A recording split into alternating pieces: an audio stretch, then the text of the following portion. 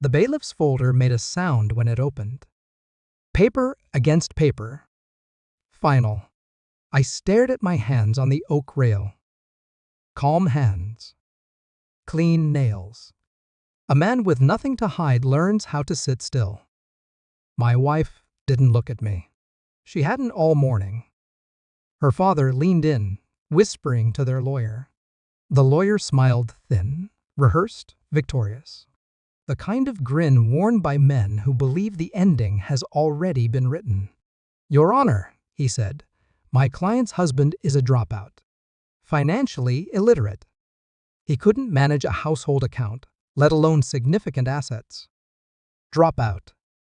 The words slid under my skin and settled. They wanted my bank account, my car, even the apartment I'd paid for myself before her, before the rings, before the lies. I felt nothing. That worried me. The bailiff began to read the list. Item 1. Item 2.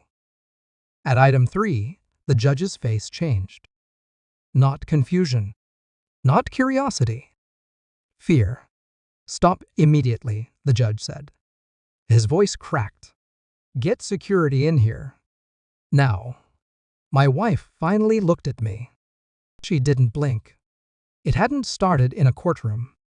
It started with laughter behind a closed door. I came home early one night. Quiet building. Old elevator. The smell of her perfume, too fresh for midnight. She was on the phone. "I've handled him," she said, voice soft, indulgent. "He thinks he's in control." A pause. Then laughter. Not the laughter she used with me. I stood in the hallway, listening to my marriage collapse, one sentence at a time. I didn't interrupt.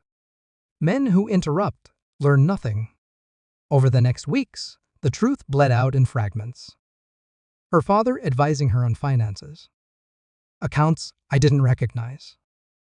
Documents missing, then reappearing, copied. She started calling me simple. Jokingly, always jokingly. "You're brilliant in your own way," she said once, patting my arm. "Just not with money." I let her believe that landed. Denial is loud. Realization is quiet. One night, I saw her phone light up on the table. A message preview. "Dad, the court will destroy him." I memorized the punctuation. They weren't just leaving me. They were erasing me. And worse, they were enjoying it. I didn't confront her. I optimized. I ordered transcripts. Pulled corporate registries. Followed wires across borders that existed only on paper. At home, I stayed obedient. Predictable. The kind of man people underestimate with ease. She filed first. Cruel, efficient.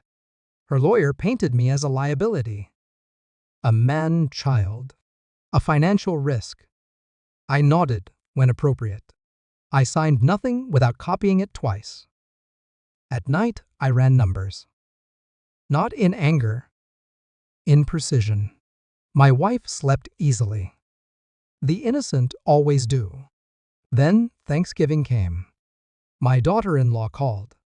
Loud, cheerful cruelty. "If you want to join Thanksgiving, come wash the dishes." She laughed over the phone. Background noise.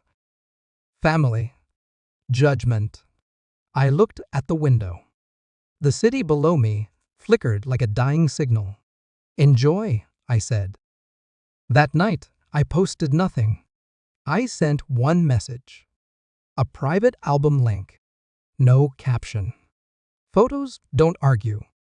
They testify. A lake. Glass walls. Snow folding itself over a Swiss villa I owned through a holding company older than my marriage.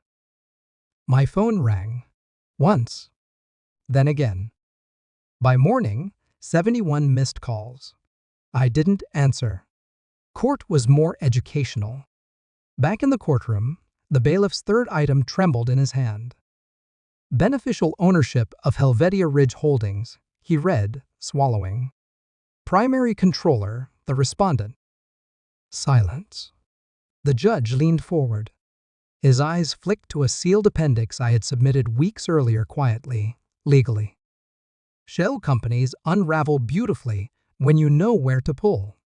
My wife's lawyer stood, sat back down. His grin died a professional death. Her father whispered again. Faster now. Desperate. The judge cleared his throat. These assets, he said slowly, are not subject to division. My wife finally spoke. That's not possible. I turned to her. For the first time in months, I let her see my face. It is, I said. No explanation. Explanations are gifts. Her eyes searched mine for panic, for confusion, for the man she thought she married. She found nothing. Security arrived not for me. The judge's voice hardened. There appears to be evidence of attempted financial misrepresentation and coercion. Her father stood up too quickly. Old men forget gravity. I watched my wife break in stages. Denial first, then anger, then calculation, her last refuge. She leaned toward me, voice shaking. Why didn't you tell me? I almost smiled, because she hadn't asked to know. She had asked to take. The lawyer avoided my eyes. Professionals recognize a lost war. Outside the courtroom, she followed me.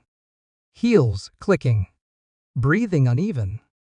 You planned this? She said. Accusation, admiration, fear. I prepared, I corrected. She reached for my arm. I stepped aside. Cold revenge isn't loud. It's accurate. I walked away while she learned what it felt like to be underestimated. That night, I sat alone. No music. No celebration. Power doesn't feel like joy. It feels like silence returning. I thought about the laughter behind the door. The word dropout. The dishes I was supposed to wash to earn a place at a table that was never mine. They mistook restraint for weakness, privacy for absence, silence for ignorance. People like that don't lose money first.